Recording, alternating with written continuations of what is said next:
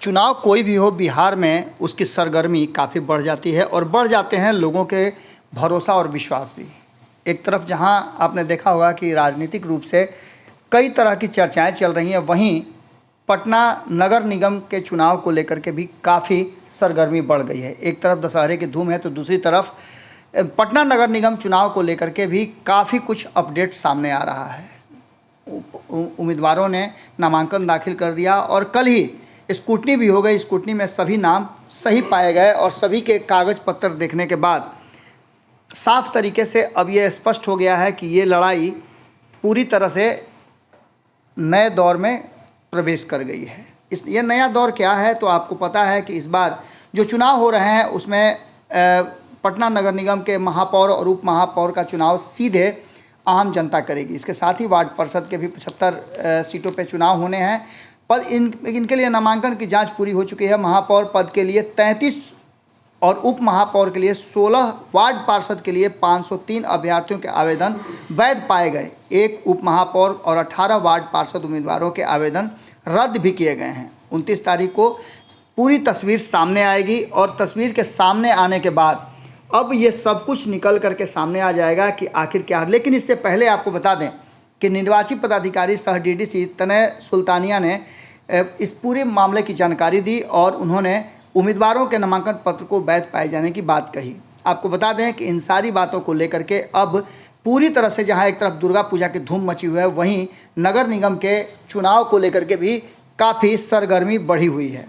आपको बता दें कि लंबे समय के बाद एक बार फिर से पूरी तरह से बिहार और बिहार की राजनीति में बिना दल के ये चुनाव होने जा रहा है और इसमें जो मेयर पद के उम्मीदवार हैं उनका जो नामांकन है, जिनका वैध पाया गया है, उनके नाम हैं सीता साहू, डॉक्टर मजहबी, रजनी देवी, विनीता सिंह, रीता रस्तोगी, अंजू सिंह, अनुराधा चौधरी, आरती सिंह, कांति देवी, कुसुम लता वर्मा, नूतन कुमारी, पिंकी यादव, पुष्पलता सिन्हा, पुष्पा देवी, पूनम गुप्ता, बबीता कुमारी, विनीता कुमारी, मधु मंजरी, माला सिन्हा, मुसर्रत परवीन, रत्ना पुरकायस्थ, रानी कुमारी, रुचि अरोड़ा, विनीता वर्मा, वीना कुमारी, वीना देवी, श्वेता झा, श्वेता कुमारी, सरिता नेपानी, सुचित्रा सिंह,